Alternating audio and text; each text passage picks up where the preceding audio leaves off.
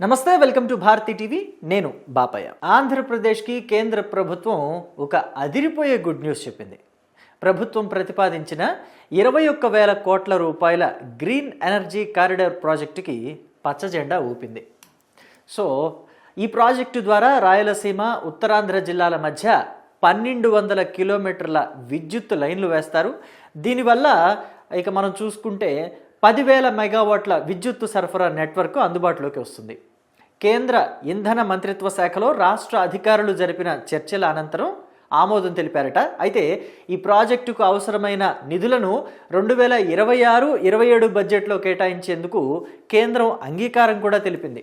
అంటే ఈ ప్రాజెక్టు అతి త్వరలోనే పట్టాలెక్కబోతోంది అని మనకి స్పష్టంగా అర్థమవుతోంది. ఇప్పటికే ఈ ప్రాజెక్టు అమలుకు అనుమతులు కూడా వచ్చేశాయి. దక్షిణ ప్రాంత విద్యుత్ కమిటీ అలాగే కేంద్ర విద్యుత్ నియంత్రణ మండలి ఈ గ్రీన్ సిగ్నల్ కూడా ఇచ్చేశాయి ఈ ప్రాజెక్టుకి. ఇక చూసుకుంటే దీంట్లో ముఖ్యమైన అంశాలు ఏముంటాయి, అసలు ఈ ప్రాజెక్టు ముఖ్య ఉద్దేశం ఏంటి అనే విషయాల్లో గనక వెళితే, ఈ గ్రీన్ ఎనర్జీ కారిడార్ ఏర్పాటుతో మన స్టేట్లో రెన్యూబుల్ ఎనర్జీ సోర్సెస్ నుంచి ప్రొడ్యూస్ అయ్యే ఎలక్ట్రిసిటీని చాలా ఈజీగా సరఫరా చేసుకోవచ్చు. ముఖ్యంగా సోలార్ అండ్ పవర్ ప్రొడక్షన్కి అనుకూలమైన రాయలసీమ, ఉత్తరాంధ్ర ప్రాంతాల నుంచి కూడా విద్యుత్తును ఇతర ప్రాంతాలకి చాలా తేలికగా తరలించడానికి ఇది ఎంతగానో ఉపయోగపడుతుంది. ఈ ప్రాజెక్టు మొదటి దశలో భాగంగా 2015లోనే విద్యుత్తు లైన్ల పనులు అనంతపురం నుంచి రామాయపట్నం వరకు అంటే 21,800 కోట్ల రూపాయలతో 9,700 కిలోమీటర్ల పనులు ప్రారంభం కూడా అయ్యాయి. ఇప్పుడు రాష్ట్ర అధికారులు రెండవ దశలోనూ ప్రాజెక్టు వ్యయంలో 40% నిధులను గ్రాంట్గా ఇవ్వాలని కేంద్రానికి ప్రతిపాదించారు. అయితే కేంద్రం మాత్రం 30% ఇవ్వాలనుకుంటోంది. ఈ నిధుల కేటాయింపు మీద అధికారులు కూడా కొంచెం మల్లగుల్లాలు పడుతున్నారు. ఎందుకంటే కొంచెం పెద్ద నిధులు కాబట్టి ఈ నిధుల కేటాయింపు మీద అధికారులు కేంద్రంతో చర్చలు కూడా జరుపుతున్నారు. ఈ ప్రాజెక్టు పూర్తయితే రాష్ట్ర విద్యుత్తు సరఫరా వ్యవస్థ మరింత పటిష్టంగా మారుతుంది, మరింత బలంగా మారుతుందని చెప్పడంలో కూడా ఎటువంటి సందేహం లేదు. ఇక పునరుత్పాదక ఇంధన రంగంలో ఆంధ్రప్రదేశ్ మరింత స్పీడ్గా ముందుకు వెళుతుంది అని చెప్పడంలో కూడా సందేహం లేదు. దానికోసం ఈ కారిడార్ చాలా చక్కగా ఉపయోగపడుతుంది. ఇక ఆంధ్రప్రదేశ్లో రెన్యూబుల్ ఎనర్జీ ప్రాజెక్టుల ఏర్పాటు విషయంలో కూడా స్పీడ్ పెరిగిందనే చెప్పాలి మనం. ఇక 2014 నుంచి ఇప్పటి వరకు చూసుకుంటే 80,798 మెగావాట్ల ప్రాజెక్టుకు అనుమతులు కూడా లభించాయి. వైసీపీ ప్రభుత్వం ఉన్నప్పుడు 2019 నుంచి 24 మధ్య 10,247 మెగావాట్ల సౌర, పవన విద్యుత్ ప్రాజెక్టులకు ఒప్పందాలు చేసుకున్నారు. అయితే వాటిలో 7,500 మెగావాట్లు మాత్రమే ప్రారంభమయ్యాయి. సో ఇక కూటమి ప్రభుత్వం ఏర్పడ్డాక జూన్ నుంచి 8 సంస్థలతోటి, మొత్తంగా 8 సంస్థలతోటి సోలారు, విండ్, పిఎస్పి ప్రాజెక్టుల ఏర్పాటుకి ఒప్పందాలు కూడా కుదుర్చుకుంది. అయితే ఈ ప్రాజెక్టులు ఎక్కువగా కడప, అనంతపురం, ప్రకాశం జిల్లాల్లోనే కేంద్రీకృతమయ్యాయి. అలాగే రానున్న 3 ఏళ్లలో కూడా మరో 15,000 మెగావాట్ల ఉత్పత్తి సామర్థ్యం అందుబాటులోకి కూడా వచ్చేస్తుంది. ఇక మనం చూసుకుంటే ప్రస్తుతం రాయలసీమ ప్రాంతంలో 5,000 మెగావాట్ల యూనిట్లు పనిచేస్తున్నాయి. కొత్తగా వచ్చే ప్రాజెక్టులతో కలిపి మొత్తం ప్రొడక్షన్ కెపాసిటీ గణనీయంగా పెరిగిపోతుంది. అందులో ఎటువంటి డౌట్ కూడా లేదు. ఈ అదనపు విద్యుత్తును ఇతర ప్రాంతాలకు తరలించడానికి ప్రస్తుతం పవర్ గ్రిడ్ ప్రాజెక్ట్స్ అంటే కార్పొరేషన్ లిమిటెడ్కు చెందిన 17,000 మెగావాట్ల సరఫరా నెట్వర్క్ను ఉపయోగించుకోవాల్సి వస్తుంది. దీనివల్ల రాష్ట్రంలో భారీ మొత్తంలో వీలింగ్ ఛార్జీలు చెల్లించాల్సి వస్తుంది. అయితే కొత్త కారిడార్ ఏర్పాటులో ఈ భారం తగ్గే అవకాశం కూడా ఉంటుంది.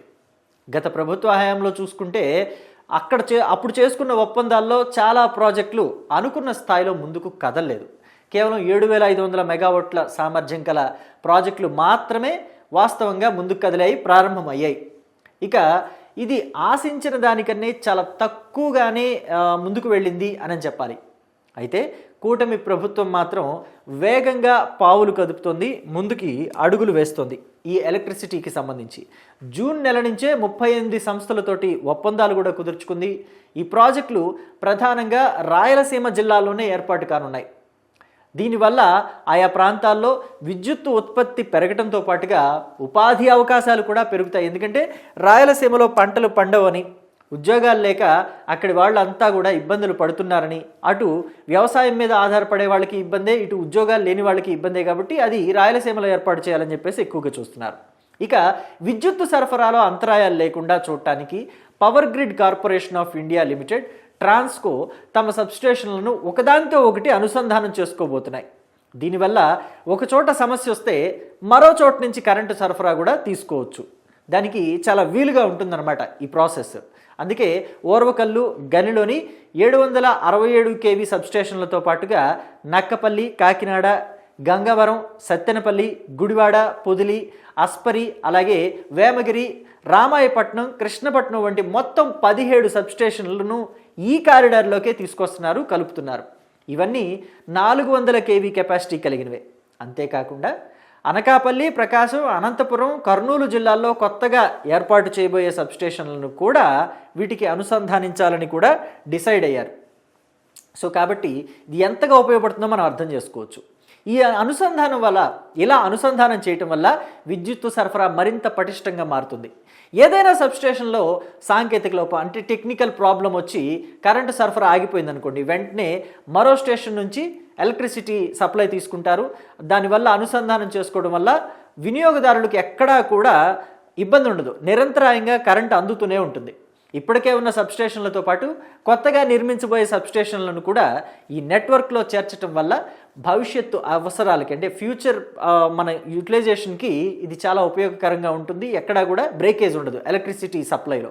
ఈ ప్రాజెక్టు ద్వారా రాష్ట్రంలో విద్యుత్ వ్యవస్థ మరింత బలపడుతుందని చెప్పడంలో కూడా ఎటువంటి సందేహం కూడా లేదు. ఇక విశాఖ జిల్లా పూడిమడకలో ఎన్టీపీసీ, జెన్కో సంయుక్తంగా గ్రీన్ హైడ్రోజన్ పార్కుల్ని అభివృద్ధి చేస్తున్నాయి. పర్యావరణ హితమైన హైడ్రోజన్ ఉత్పత్తికి దోహదపడుతుంది కూడా ఇది. మరోవైపు కాకినాడలో గ్రీన్కో సంస్థ గ్రీన్ అమోనియా, గ్రీన్ హైడ్రోజన్ తయారీ ప్రాజెక్టులను కూడా ఏర్పాటు చేయబోతుంది. ఈ ప్రాజెక్టులు విజయవంతం కావాలంటే వాటికి నిరంతరాయంగా విద్యుత్తు సరఫరా అవసరం. అందుకోసమే అవసరమైన విద్యుత్తు సరఫరా నెట్వర్క్ను అందుబాటులోకి తీసుకురావాలని చెప్పేసి ఆంధ్రప్రదేశ్ రాష్ట్ర ప్రభుత్వం, కూటమి సర్కారు కూడా అడుగులు వేస్తున్నాయి. దానిలో భాగంగానే ఈ ప్రాజెక్ట్ని తెర మీదకి తీసుకొచ్చాయి. ఇక ఈ విద్యుత్ నెట్వర్క్ ఏర్పాటు ఈ ప్రాజెక్టుల పురోగతికి చాలా కీలకమనే చెప్పాలి. సో ఇక ఈ విద్యుత్ నెట్వర్క్ ఏర్పాటు ఈ ప్రాజెక్టుల పురోగతికి కూడా చాలా కీలకమని చెప్పాలి. అంటే దీన్ని బట్టి మనకు అర్థమవుతుంది ఏంటి అని అంటే, రాష్ట్రంలో భవిష్యత్తు అవసరాలని కూడా దృష్టిలో పెట్టుకొని పనిచేయగలిగిన నాయకత్వం అందుబాటులో ఉంటే ఇలాంటి అద్భుతమైన ప్రాజెక్ట్స్ తెర మీదకి వస్తాయి. తెర మీదకి రావటమే కాదు, రూపకల్పన చేసుకుంటాయి. అతి త్వరలోనే వర్క్ కూడా స్టార్ట్ అవుతుంది. ప్రజలకి ఆ ఫ్రూట్స్ అన్నీ కూడా, అంటే ఆ ఫలాలన్నీ కూడా వాళ్ళకి అందుబాటులోకి వస్తాయి. అనతి కాలంలోనే అందుబాటులోకి వస్తాయని చెప్పడంలో కూడా ఎటువంటి సందేహం లేదు. మరి ఆంధ్రప్రదేశ్ ప్రభుత్వం చేపట్టిన ఈ ప్రాజెక్టు గురించి మీరేమనుకుంటున్నారు? దీనివల్ల రాష్ట్ర ప్రజలకి, అటు విద్యుత్ అవసరాలకు కావచ్చు, లేకపోతే పరిశ్రమలకి కావచ్చు, ఎలాంటి ఉపయోగం ఉంటుందని మీరు భావిస్తున్నారో మీ అభిప్రాయాన్ని కమెంట్ బాక్స్లో తెలియచేయండి. Thank you.